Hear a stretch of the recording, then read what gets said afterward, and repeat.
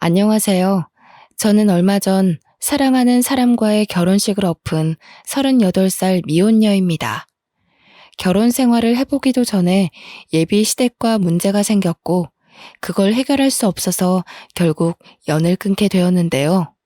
구체적으로 따지자면 저와 시댁 문제라기보단 친정 엄마와 예비 시모의 대립 때문이었죠. 이 두 분이 사돈이 되기도 전에 서로 의가상에 돌아설 수밖에 없었던 이유가 솔직히 다소 유치합니다.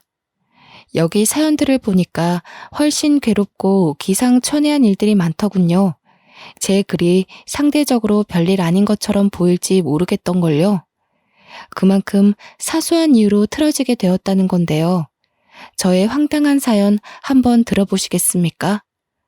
저는 제 또래 나이의 예비 신랑과 작은 기업에서 평범하게 사랑을 키웠습니다.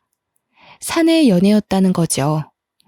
태생부터 날씬했던 저와 달리 예비 신랑은 선천적으로 덩치가 있는 사람이었는데 동그란 덩치와 어울리게 상당히 순둥하고 귀여운 성격을 가지고 있었어요. 제가 빠지게 된 매력 중에 하나였죠. 곰돌이 같은 남자를 좋아한 제게 예비 신랑은 안성맞춤이었고, 그래서 제가 먼저 접근하여 만나게 된 거예요. 예비 신랑은 쑥스러움도 좀 많았는데 적극적인 제 표현을 늘 부끄러워 하더라고요. 만나볼수록 사람이 거짓말도 잘 못하고 진정성도 있고요. 제가 좀 더 좋아해서 쫓아다녔던 기억이 여전히 생생하네요. 그만큼 좋아했어요. 결혼을 할 정도로 끌려서 프로포즈도 제가 먼저 했거든요. 솔직히 예비 신랑이 좀 소극적인 부분이 있어서 저를 부담스러워할까 싶었는데 다행히 제 프로포즈에 한 번에 응해서 안심했었죠. 우리는 상견례 날짜를 잡기 전 양가 댁에 같이 찾아가 먼저 얼굴을 비출 계획을 짰어요. 그게 예비 신랑 제안이었는데요. 우리 집에 먼저 들리자는 예비 신랑의 의견을 수용하여 저는 엄마와 날짜를 잡았고 우리 엄마를 만나러 가게 되었습니다. 우리 엄마는 계곡 주변에서 펜션을 운영 중인데 아빠와 일찍부터 사별하여 도시 생활을 정리하고 산 주변으로 빠져나와 살고 있던 중이었거든요. 저도 엄마가 쓸쓸할까봐 같이 살고 있어요. 직장과는 거리가 먼 편이라 교통이 좀 불편하긴 하지만 자차로 1시간 정도는 엄마를 위해서 헌신할 수 있잖아요. 지금은 펜션이 비수기라서 예비 신랑과 제가 인사드리러 가기 딱 좋은 시기였죠. 오느라 고생 많았어. 여기 길이 험해서 운전하는데 많이 힘들었지? 어여 앉아. 앉을 데가 마땅치 않네. 바닥에 좀 앉아도 되겠어? 엄마는 예비 신랑을 보고 첫인상부터 듬직하다며 아주 좋아해 주셨습니다.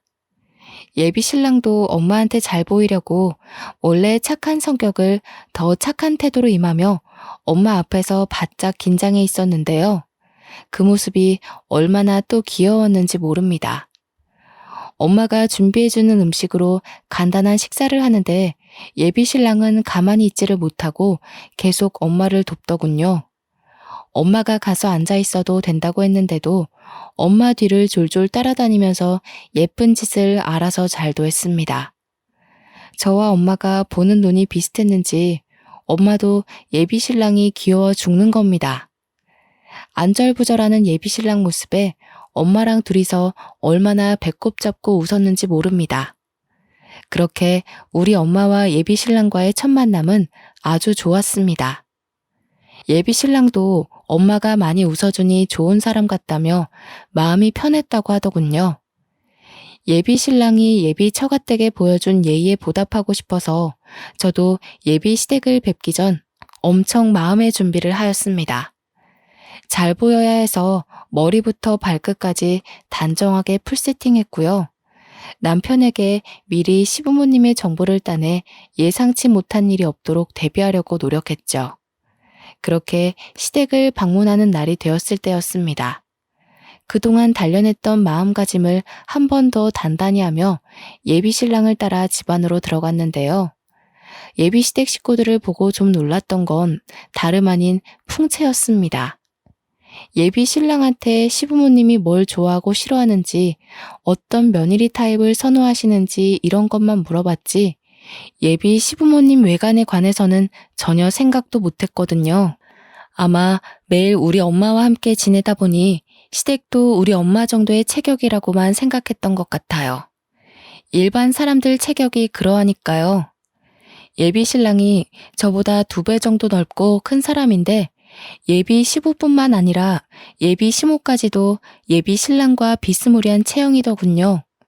풍채 때문인지 집이 넓은데도 상대적으로 좁고 사람이 더 거대해 보이는 느낌이 있었습니다. 솔직히 속으로는 그 덩치가 주는 압박감에 크게 당황했으나 저는 최대한 티를 내지 않고 밝게 인사를 드렸어요. 그랬더니 예비 시모가 인사는 받아주지도 않고 그저 소파에 앉은 채로만 저를 위아래로 훑고 있는 거 아니겠습니까?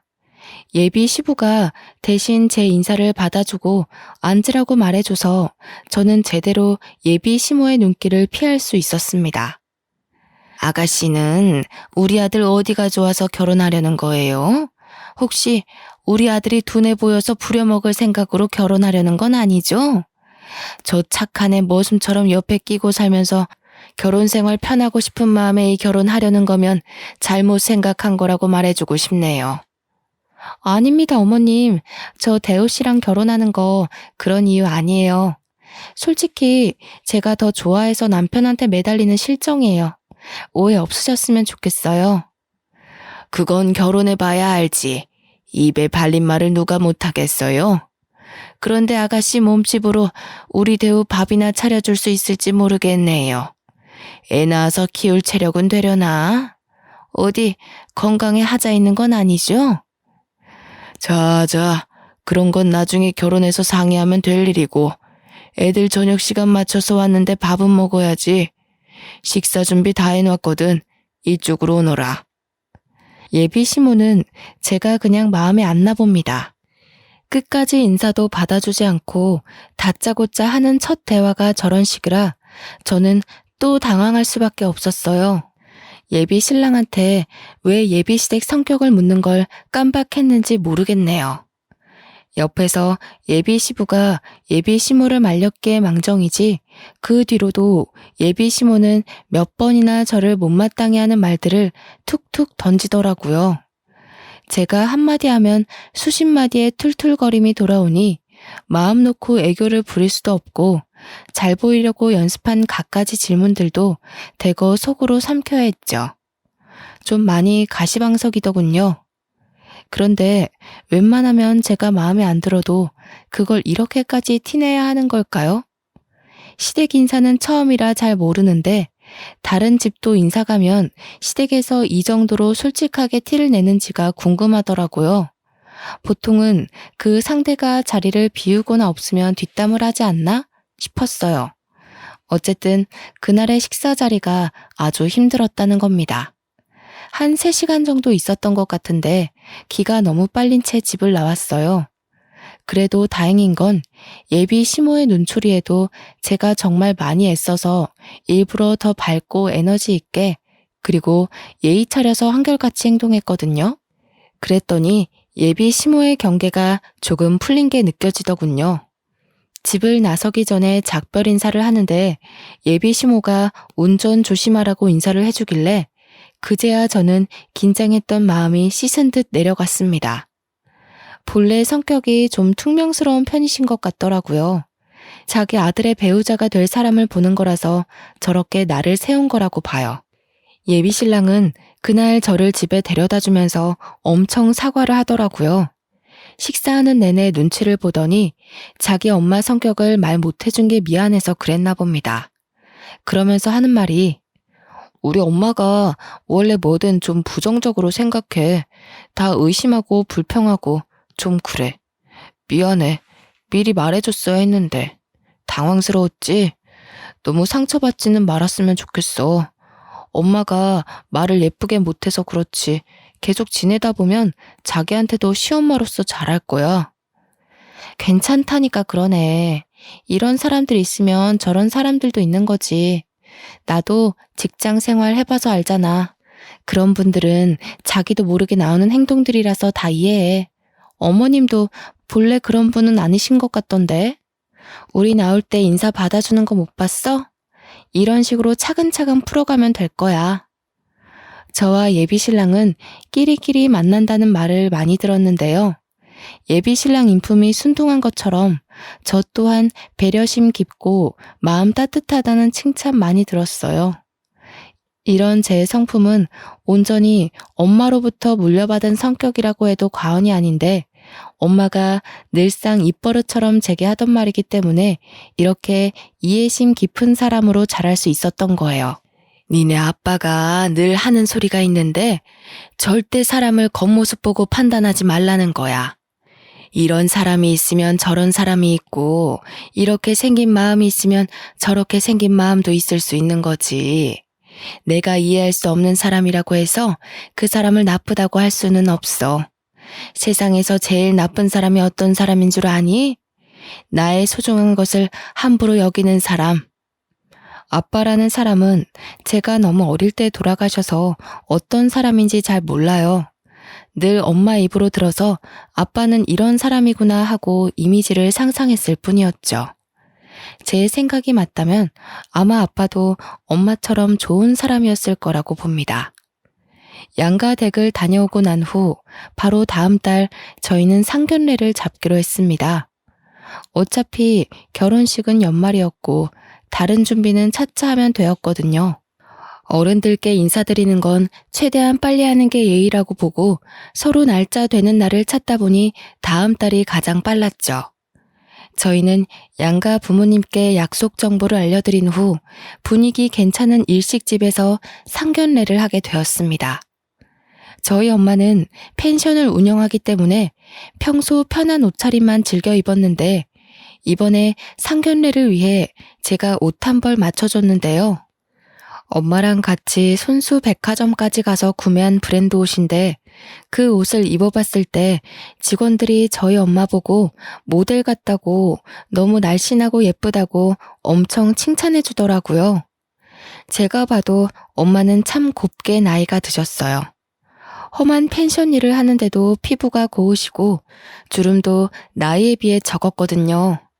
외가 쪽이 대부분 다 피지컬이 좋은데 이런 것도 유전인가 봐요. 저도 엄마를 닮아 옷에 좋다는 소리는 좀 듣고 살았답니다. 엄마는 오랜만에 걸쳐보는 예쁜 옷을 입고 좋아라 했어요. 아무리 편한 옷을 선호한다고 해도 엄마도 여자잖아요. 우리 여자들은 예쁜 옷 보면 설레는 희한한 DNA가 있지 않습니까? 비록 이 예쁜 옷을 한번 입고 말지 모르나 저와 직원들이 진심으로 칭찬하자 엄마는 기분 좋아서 그 옷을 골랐죠. 칭찬받는 걸 쑥스러워하는 엄마가 문득 소녀같이 예뻐서 저까지 기분이 좋았던 쇼핑이었습니다. 예비 시댁의 경우도 저희와 비슷한 형편으로 평범하게 산다고 들었는데요. 그날 상견례 자리에서 본 예비 시모의 모습을 아직도 잊을 수가 없어요. 단정하게 연분홍색 투피스를 입은 엄마와 달리 예비 시모의 차림새는 분에 넘치도록 엄청 화려했거든요. 처음에 보고 인사드리는 것도 깜빡했을 정도로 엄마와 저는 잠깐 넋을 놓았습니다. 보통 상견례에서 삐까뻔쩍하게 하고 나타나진 않지 않나요? 예비 시모는 누가 봐도 나 돈 많아요. 이런 걸 티내고 싶은 사람처럼 입고 왔더라고요. 상견례 복장에 정답은 없다만 다소 당황스러웠어요. 예비 신랑도 외동, 저도 외동이라 상견례 자리는 꽤 단촐했습니다. 그래도 장소가 장소인지라 휑한 분위기는 아니었어요. 그렇게 바로 음식들이 들어오고 약간은 어색한 관계에서 예비 시부의 말로 자연스레 물꼬를 텄습니다. 펜션을 한다고 들었습니다. 성수기가 지나서 지금은 쉬엄쉬엄 하고 계신 거지요? 그것도 성수기 되면 만만하게 볼 게 아니더라고요. 아, 예. 지금은 좀 괜찮은데 성수기 때는 정말 말도 못해요. 계곡 오는 사람들이 얼마나 많은지 매년 놀란다니까요. 언제 한번 펜션 놀러 오세요. 제대로 대접하겠습니다. 예비 시부와 엄마는 사돈끼리 주고받을 만한 안부를 전하면서 조금은 어색한 기운을 거두려 애썼는데요. 정확히는 예비 시모 빼고 모두가 자리의 분위기를 위해 서로 조심하고 있었죠. 그러나 예비 시모가 뛰어들면서 상견례의 잔잔한 분위기가 큰 파동을 치기 시작했습니다. 이제 뭐 식구가 될 사이니까 한마디 해도 되겠지요, 사부인? 처음 볼 때부터 느낀 건데 우리처럼 나이 있는 사람들은 이렇게 어느 정도 풍채가 있어야 해요. 그렇게 말하면 없는 사람 소리 들어요. 저는 순간 이게 뭔 의미인가 싶었어요. 그건 엄마도 마찬가지인 것 같더라고요. 엄마가 대답을 않고 예비 시모의 말뜻을 최대한 좋게 돌려서 생각하고 있는데 예비 시모의 말이 바로 뒤따랐습니다. 딸도 삐쩍 말라서 애 낳을 힘이나 있는지 모르겠다고 생각했는데 사부인 보니까 집안이 다 이렇게 빈약한가 보네요. 세약이 될 애야 뭐 아직 젊으니까 감안할 수 있지만 안사돈께선 신경 좀 쓰셔야겠어요. 요즘엔 다 늙은 사람이 살없이 그렇게 홀쭉하면 뒷소리 나와요. 아, 펜션 비수기라서 장사가 좀 어려우신 거예요? 힘들어서 그러신가? 예비 시부가 말려서 예비 시모가 입을 다물긴 했다만 예비 시모가 우리 엄마 몸매를 지적했다는 건 이 공간 안의 사람들이 전부 이미 명확히 들은 사실이 아닙니까? 우리 집안이 그렇게 막 마른 체형은 아닌데 예비 시댁과 함께 있으니 상대적으로 우리 집안이 삐쩍 말라 보이긴 했어요. 그렇다 해도 첫 만남에 이런 노골적인 멘트는 좀 실례 아닌가요? 그보다 예비 시모보다 저희 엄마가 한 살 더 많거든요. 나이로 유치하게 굴고 싶지 않은데 예비 시모가 매너 없이 나오니까 제 마음이 약간 삐뚤어지더군요. 아니나 다를까 예비 시모 빼고 예비 신랑과 예비 시부는 이미 가시방석인 표정이더군요. 제가 예비 시모 성격을 이미 알기도 했고 예비 신랑한테 들은 게 있으니 이해하고 넘기긴 했는데요. 그래도 우리 엄마를 향한 지적이다 보니까 마음이 계속 불편하더라고요. 저는 아빠 없이 엄마랑만 단둘이 이 나이까지 살았어요. 제게 엄마는 소중한 순위를 매길 수 없을 만큼 제게 전부인 사람이라고요. 또 엄마가 그랬잖아요. 가장 나쁜 사람은 나의 소중한 것을 함부로 대하는 사람이라고. 그 당시 그런 말이 왜 떠올랐는지 모르겠다만 제 기준 나쁜 사람이 예비 시모인 것만 같은 마음이 들었어요. 그래도 참았습니다. 일단은 엄마가 참고 있기도 했고 이 상황을 불편해하는 예비 시부와 예비 신랑의 입장을 생각해서였죠. 제가 좀 말랐죠? 선천적으로 살이 안 찌는 타입이라서요. 그래도 옷 살 때 직원들이 모델 같다고 칭찬을 해주던걸요. 그런 거 보면 이만해도 다 살아갈 만한 것 같아요. 어머나, 그걸 믿으세요, 사부인? 아이고, 순수하기도 하셔라. 그런 건 다 옷 팔기 위한 상술이죠. 자기네들 매출 올려야 되는데 사부인 보고 어머님 같은 분들은 삐쩍 꼴아서 오태가 안 나요. 라고 어떻게 말하겠어요? 전혀 웃기지도 않은데 예비 시모가 혼자서만 홍홍거리며 웃는 겁니다. 이 무슨 무례한 짓인지 너무 어처구니가 없더군요. 지나가는 똥개도 예비 시모가 저희 엄마한테 신뢰를 범하고 있는 걸 알 정도로 심하다고 봤어요. 나 행복하게 결혼하는 걸 보여주려고 만든 상견례 자리인데 괜히 저희 엄마만 기분 상하게 한 것 같아 엄마에게 너무 미안하더군요.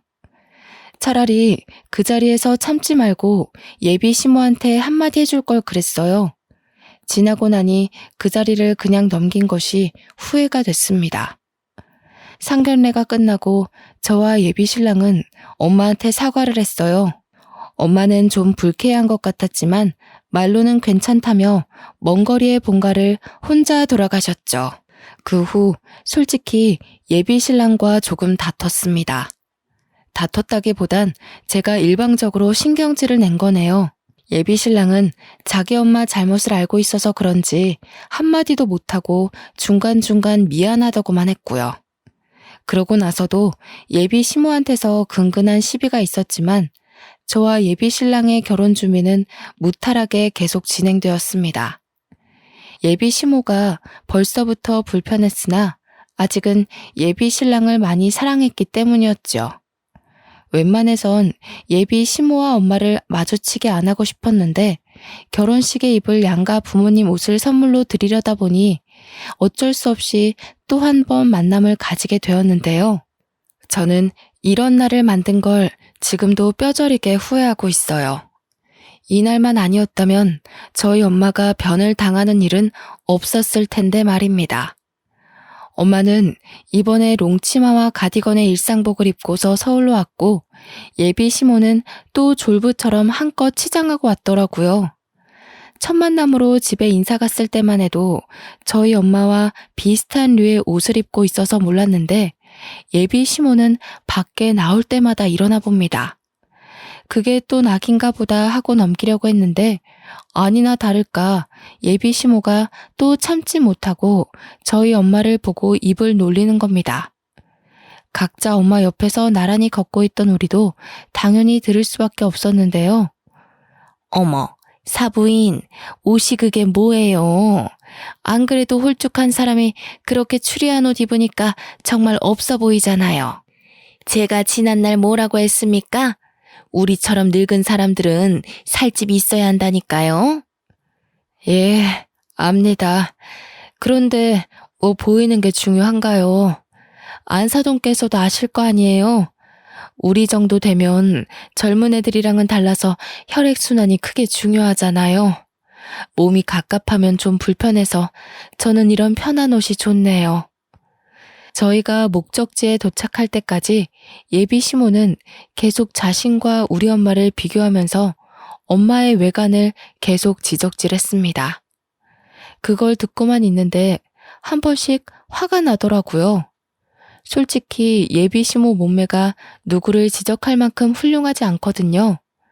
자꾸 우리 엄마 보고 말랐다고 뭐라 하는데 예비 시모야말로 그 몸집이면 비만 클리닉에 등록해야 할 정도라고요. 저와 엄마는 일이 커질까봐 참고 있는 거지 절대 예비 시모의 말이 맞아서가 아닌데 예비 시모는 끝을 모르고 자꾸 자기 몸매를 내세우기만 했어요. 왜 자꾸 고나리질을 저희 엄마한테 하는 건지 도통 예비 시모의 의중을 모르겠더군요. 저는 예비 시모 말이 듣기 싫어서 엄마를 데리고 여성 정장을 보러 들어가 버렸습니다. 직원의 안내를 받고 엄마는 옷을 입어보기 시작했는데 예비 시모랑 예비 신랑이 멀찍이서 옷을 둘러보기만 하며 궁시렁대고 있더라고요. 엄마가 피팅룸에 있는 참에 저는 둘에게 다가갔죠. 어머님, 옷 좀 골라보셨어요? 어머님도 하나 골라서 디자인 한번 맞춰보세요. 저쪽에 거울 있거든요. 마음에 드시는 거 몇 개 골라주시면 저희가 봐드릴게요. 안 그래도 말할 참이었는데 요새 누가 이런 걸 입니? 촌스럽게. 이런 거 다 옛날식이야. 어쩜 이렇게 입고 싶은 스타일이 하나도 없을까? 보기 좋게 한복이나 한 벌 맞추면 될 걸 무슨 정장을 입는다고 유난인지 모르겠네. 너희 엄마는 정장이 좋다니? 한복을 입어야 삐쩍 마른 몸이 좀 가려질 텐데. 예비 시모야말로 한복으로 몸매를 가리고 싶었던 게 아닐까요? 입고 싶은 스타일이 없는 게 아니라 입을 수 있는 스타일이 없는 거 아닐까요? 저는 알고 있었어요. 예비 시모 사이즈를 맞추려면 어딜 가나 맞춤 정장을 해야 한다는 걸. 어쩔 수 없으니 그렇게 해줄 생각이었는데 예비 시모는 자꾸 다른 데 가보자고 하더라고요. 한복 매장 없냐면서요. 그래도 한 번 더 꼼꼼히 골라보라고 겨우 어르고 달래고 있었는데 마침 저희 엄마가 피팅룸에서 나왔더군요. 직원들이 먼저 보고 난리가 난 바람에 저희도 다 돌아보게 되었어요. 어머님, 완전 모델이세요. 비율 너무 좋으십니다. 어머님 나이에 이런 세련된 감각 소화하기 쉽지 않은데 어쩜 이렇게 오태가 좋으세요? 정장 계통에서 딱 원하는 비율이세요. 멀리 있는데도 저희 엄마를 향한 이런저런 칭찬이 자자하더군요. 저도 어디 가서 옷에 좋다고 칭찬은 들어봤는데 저런 식으로 직원들이 한꺼번에 모여 칭찬을 하는 경우는 처음 봤습니다. 저도 당황스러웠는데 같이 있던 예비 시모는 오죽했을까요? 뭐 당황스럽기만 했던 건 아닌 것 같더군요. 여기 직원들도 보는 눈이 영 저렴하네. 모델은 무슨 딱 봐도 상술이구만. 네 엄마 아직 멀었다 얘. 내가 그렇게 조언을 해주면 뭐하니? 저런 가벼운 상술에 또 좋다고 넘어가고 있는데. 그만 다른 데 가보자 아들. 그런데 예비 신랑도 하얀 정장 입고 있는 우리 엄마 보면서 깜짝 놀라느라 자기 엄마의 말을 못 들었던 겁니다. 저는 예비 신랑의 이런 솔직하고 순수한 면이 좋았거든요. 이런 성격이 가족이라고 예외는 아닌가 봅니다. 어머님 진짜 아름다우시다. 자기가 어머님 닮아서 날씬하고 예쁘구나. 나 저렇게 고운 분 처음 봤어. 옷이 날개라더니 어머님 같은 분이 걸치니까 완전 소녀 같네. 예비 신랑의 순수한 표현이 너무 진심으로 와닿아서 저는 웃음이 터져버렸습니다. 그런데 예비 시모는 아들마저 저희 엄마를 칭찬하니 더 화가 났는지 다짜고짜 그 큰 덩치로 옷 사이를 헤집고서 저희 엄마한테 가더라고요. 느닷없이 주위의 직원들을 밀어내더니 언성을 높였습니다. 사부인, 나니까 솔직하게 말해주는 건데 정말 빈티나 보이니까 빨리 벗어요. 이렇게 나갔다간 누가 흉 볼까봐 겁나네. 내가 옷 파는 사람들 믿지 말라고 했죠? 얼른 나와요. 한복 보러 가게. 네? 다들 예쁘다고 하는데 왜 그러세요? 안사돈, 저는 이 옷이 너무 마음에 드는데요.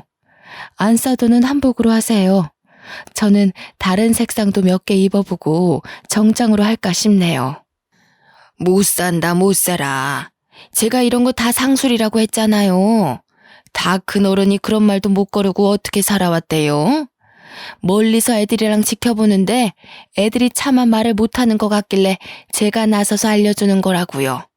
얼른 갈아입고 나와요. 이봐요 안사돈. 적당히 하세요. 차라리 질투가 나면 난다고 얘기를 해요. 안사돈께서 덩치가 크시니까 제 옆에 있을 때 상대적으로 더 거인 같아 보여서 이러시는 거 아닙니까? 저도 사람 볼 줄 아는데요. 부러워도 부럽다고 말 못하는 사람들이 딱 이럽디다. 다 늙은 사람이 유치하게 아직도 이런 걸로 시기를 해요? 뭐라고요? 거인? 무슨 그런 막말을 하시는 거예요? 빈약해서 병자 같은 게 뭐 예쁘다고 제가 부러워하겠어요. 착각도 유분수지. 내 어이가 없어서 정말. 아무리 그래도 우리 이제 2번밖에 안 본 사이인데 무례가 심하네요, 사부인. 제가 하고 싶은 소리네요. 서로 조심해야 할 사이에 왜 이렇게 선없이 구세요? 왜요? 안사도는 어디 가서 오태 난다는 소리 못 들어봤는데 이런 거 처음 봐서 신기해요? 제발 저까지 유치해지게 만들지 마세요. 어머 본색 드러내는 것 좀 봐. 살집 없어서 쭈글쭈글해질 사람 신기하고 말고 할 게 뭐 있다고. 그리고 제가 언제 선없이 굴었나요? 사부인이 선이 없는 거겠죠.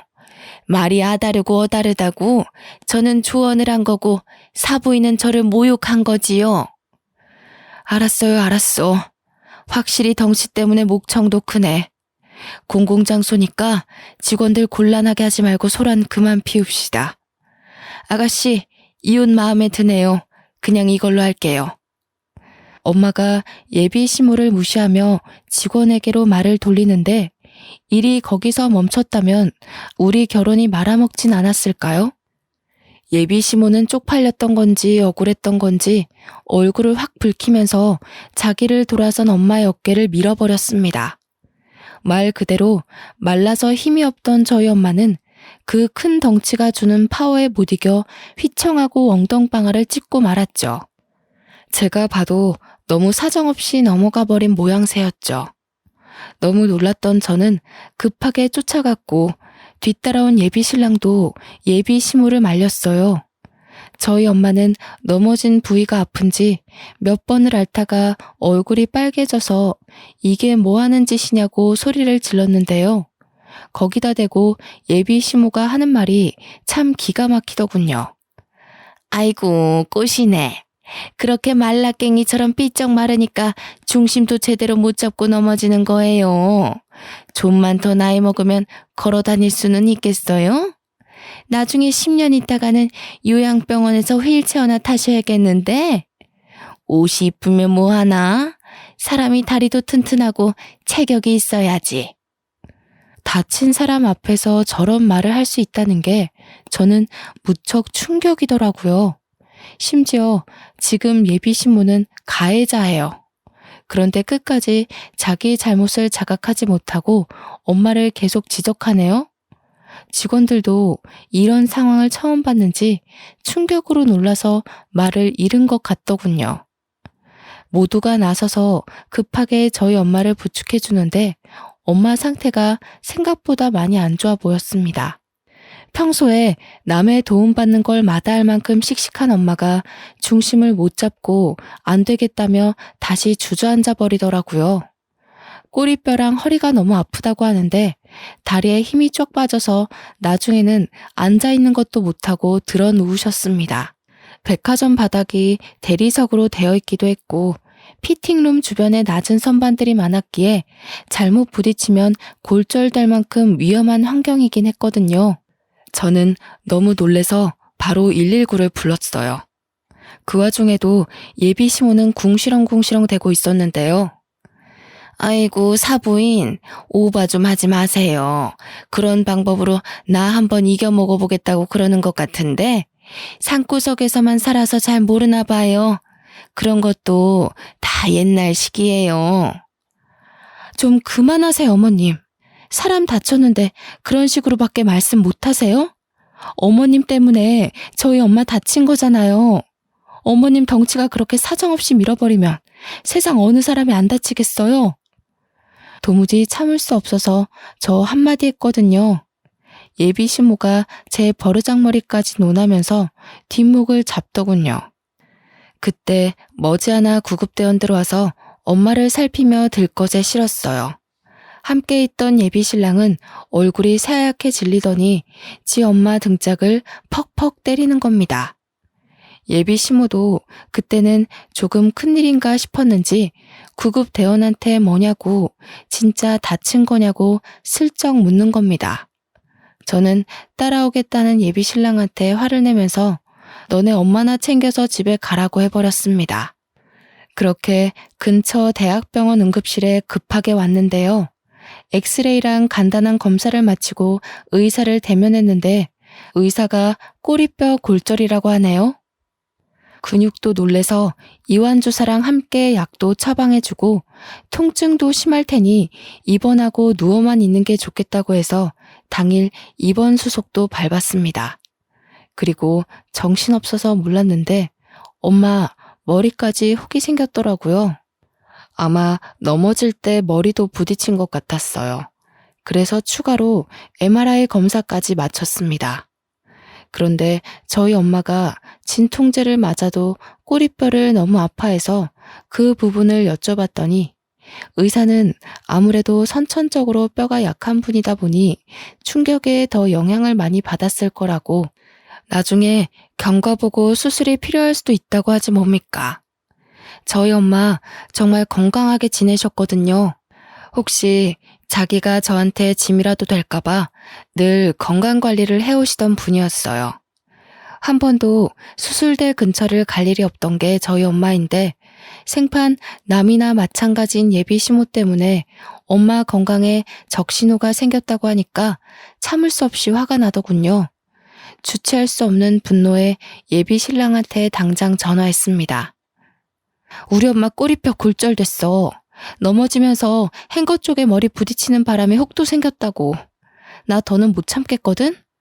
우리 엄마 이렇게 만든 사람 심으로 모실 생각 없고 너랑 결혼 안 할 거니까 네 엄마한테 전해. 폭행죄로 고소할 테니까 경찰서 갈 준비하라고. 자기야, 제발 진정해. 내가 잘못했어. 우리 엄마가 그렇게까지 나갈 줄 몰랐는데 미안해. 내가 진작에 막았어야 하는데. 아니, 장모님이랑 뵙기 전에 내가 엄마한테 주의를 줬어야 하는 건데. 다시는 우리 엄마가 장모님한테 아무 소리 못하도록 만들게. 제발 결혼 안 하겠다는 말은 하지 마. 내가 너를 몰라서 하는 소리겠어? 넌 네 엄마한테 꼼짝 못해. 지난번에 보니까 니네 아빠도 니네 엄마한테 꼼짝하시던데? 내가 뭘 믿고 그 집안에서 살겠어.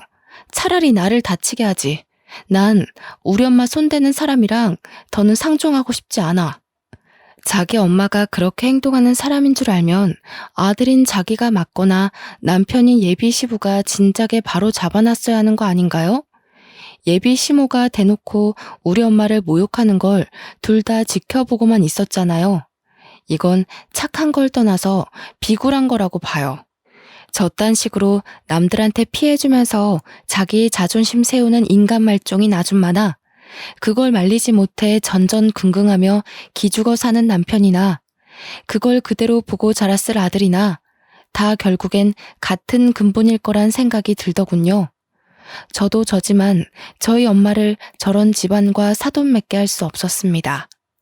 저는 엄마한테 쉬고 있으라고 한 뒤 백화점에 찾아가서 아까 매장 CCTV 영상 좀 보여달라고 했어요. 마침 사각지대도 아니었고 백화점이라서 CCTV 구도가 다방면으로 잘 되어 있더라고요. 그 화면에는 예비 시모가 우리 엄마 어깨를 밀어버린 게 적나라하게 나와 있었고 저는 그대로 휴대폰으로 찍어서 경찰서에 신고해버렸습니다. 폭행죄로 신고했더니 예비 시모는 조사받는 중이고 함께 따라온 예비 신랑은 저를 보자마자 무릎 꿇고 사정을 하기 시작하더군요. 자기야, 내가 이렇게 빌게. 제발 우리 엄마 좀 살려줘. 내가 평생 장모님 모시면서 효도할게. 우리 결혼하면 친정 가서 지내자. 응? 한 번만 더 장모님 소리하기만 해봐. 당신 입에서 장모님 소리 들으면 네 엄마가 내 시엄마 된 기분이라서 별로거든? 제가 왜 봐줘야 합니까? 감히 우리 엄마를 다치게 했는데. 이게 무릎 한번 꿇는다고 될 일인가요? 나이 먹고 제일 약한 곳이 허리라는데 살면서 척추가 하는 기능이 얼마나 비중이 큰데 이러다가 허리 쪽으로 만성 통증 생기면 어쩌려고 그런 생각 없는 짓을 했답니까? 저희 엄마 평생 허리 치료하면서 주기적으로 병원 다녀야 할지도 몰라요. 자기 엄마가 큰 잘못을 했으면 인정하고 벌을 받게 해야지. 우리 엄마 상태 들여다보지도 않고서 무작정 자기 엄마 걱정만 주구장창하는 건 무슨 경우랍니까? 생각할수록 기가 차서 합의해달라는 예비 신랑의 꼴까지 보기 싫더라고요. 근데 더 기가 막힌 건 예비 시모의 태도였습니다. 아들아, 당장 일어나지 못해? 뭘 잘못했다고 무릎을 꿇어? 무릎 꿇을 가치가 없는 것들이야. 어디 젊은 것이 못된 것만 배워서 지 시엠이 될 사람을 경찰에 신고한단 말이니? 너는 이런 여자 뭐가 좋다고 아직도 결혼 타령이야? 말은 바로 하세요, 아줌마. 무릎은 아들이 아니라 아줌마가 꿇으셔야죠. 아직도 상황 분간 안 되세요? 우리 엄마 지금 수술해야 할지도 모르거든요. 제가 조만간 진단서 떼서 제출할 건데 그럼 아줌마 폭행죄로 안 끝나요. 상해죄로 더 큰 처벌 받는다고요. 아줌마? 기가 차서 정말.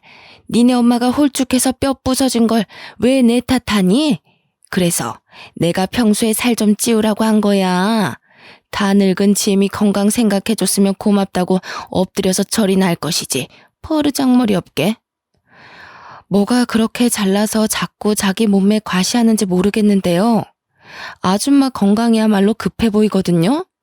아들한테 어디 가까운 비만 클리닉 좀 등록해달라고 하세요. 아줌마 처음 봤을 때 정말 굴러다니는 줄 알고 놀랐어요. 솔직히 제가 본 사람 중에 아줌마가 제일 뚱땡이거든요. 조금 유치해 보일지라도 그게 예비 시모한테 잘 먹히는 것 같아 저는 더 유치하게 몰아붙였어요. 그랬더니 지켜보던 형사님들이 몇 분 웃으시더라고요. 예비 시모 얼굴은 이미 빨개질 대로 빨개졌고요. 경찰서에서 가장 우스운 다툼을 한 뒤 며칠이 지났는데요. 제가 엄마 간병하는데 일주일이나 지나서야 예비 신랑이랑 예비 시모랑 예비 시부가 사과하기 위해 얼굴 비추러 왔더군요. 그동안 일부러 오라고 독촉도 안 했어요. 어차피 고소 취할 생각도 없고 제가 굳이 나서서 골칫거리를 끌고 올 필요가 없었으니까요. 찾아왔길래 꼴도 보기 싫어서 인사도 안 했더니 머뭇거리고 있던 예비 시모 옆에서 예비 시부랑 예비 신랑이 사과 안 하냐고 엄청 쪼으더군요. 사과하면 될 거 아니야. 저기 사부인 미안해요. 나는 거기서 그렇게 힘없이 넘어질 줄 몰랐지. 내가 진짜 살짝 밀었거든. 정말 오해야. 내가 뭐하러 사람 다칠지도 모를 짓을 하겠어. 저기 아줌마, 지금 변명하러 온 거예요? 아줌마는 잘못할 의도가 없어졌는데 우리 엄마가 넘어지는 바람에 고소당해서 억울하다. 뭐 그런 얘기가 하고 싶은 거예요? 왜 찾아오신 거예요?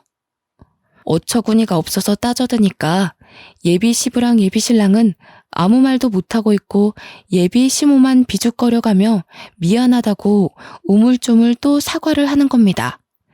그때 지켜보던 엄마가 한마디 얹었는데요. 반성 좀 하셨어요? 안사돈께서 잘못하신 건 저를 다치게 해서 고소받은 것만이 아니에요. 상대방을 겉으로 판단하고 조언을 가장해 멸시를 한 거, 그럼에도 잘못을 자각 못하고 목소리 높이는 뻔뻔함, 그게 잘못됐다는 거예요. 다시는 어디 가서 그러지 마세요. 아니 근데 삐쩍 꼴아있는 사람만 보면 이렇게 다치기 쉬우니까 살 좀 찌우라고 한 것뿐이에요. 사부인이 너무 말라서 그렇지 살만 좀 있었으면 이 지경까지는 안 다쳤겠지요. 이 말을 듣고 있던 옆 침대 환자들이 혀를 끌끌 차기 시작했습니다. 저희 엄마가 병원 입원한 지 일주일 만에 병실 환자들이랑 친해졌는데 보호자들까지 전부 저희 엄마가 왜 입원했는지 사정을 알고 있거든요. 그년 낯짝 한번 보고 싶다면서 다들 제 일처럼 성내주셨는데 이렇게 낯짝을 보게 된 거죠. 아이고 참네. 아지매요. 뭘 몰라서 그러는데 우리 나이에 아지매처럼 암소만 하면 골병 듭니다. 젊은 것들이야 젊어서 병을 이길 힘이나 있지. 우리같이 늙은 사람들이 그럴 힘이 있겠어요? 오래 살고 싶으면 관리 좀 하소. 아줌마 정도면 고도비만일 텐데 혈압 높지요? 조만간 당뇨라도 생기겠구만. 풍채 좋다는 말은 아줌마 같은 몸을 보고 하는 게 아니에요. 아줌마는 그냥 뭐 뒹글뒹글 굴러다닐 몸이네. 뚱뚱한 게 자랑은 아니지 않나요?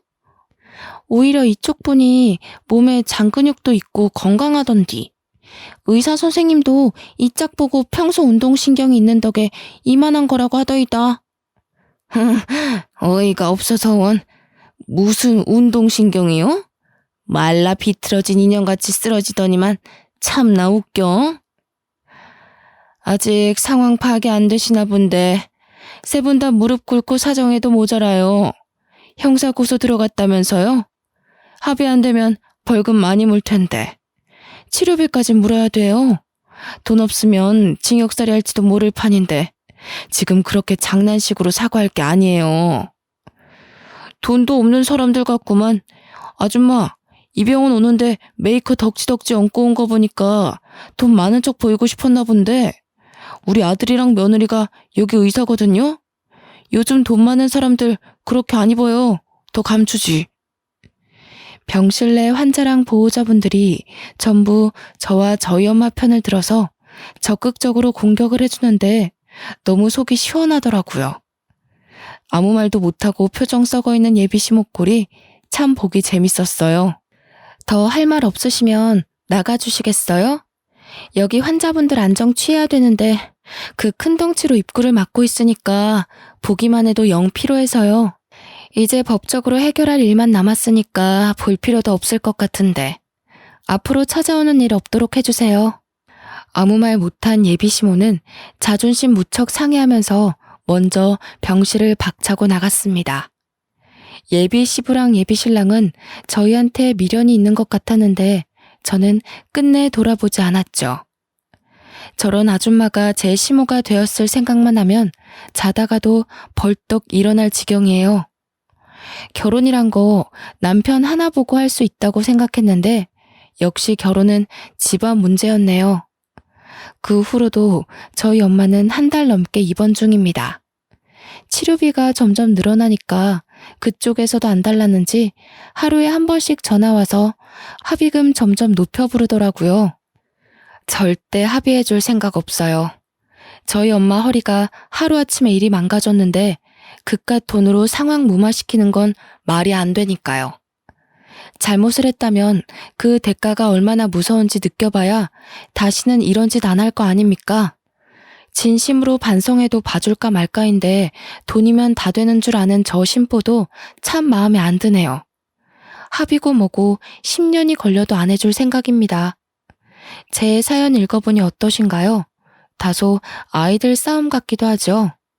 저도 예비 시모 같은 유치한 사람 처음 봤거든요. 지나서 생각하니까 이젠 헛웃음이 나오네요. 만약 우리 엄마가 그런 사람이었다면 어디 얘기하기도 쪽팔렸을 거예요. 저주하는 건 아니지만 그 집이 어디와 사돈 맺는 일은 없었으면 좋겠어요. 상대 며느리 집 망할 일 있나? 현재는 엄마는 펜션을 잠시 접고 서울에 전세 하나 얻어서 저와 같이 살고 있습니다. 허리 때문에 무리한 일은 잠깐 쉬기로 했거든요. 엄마 허리가 최대한 나을 때까지 제가 잘 보필하며 지내고 있어요. 다들 사랑에 눈 멀어서 이상한 사람 걸을 수 있는 기회를 놓치는 그런 짓은 하지 마세요. 지금까지 제 사연 읽어주셔서 감사합니다.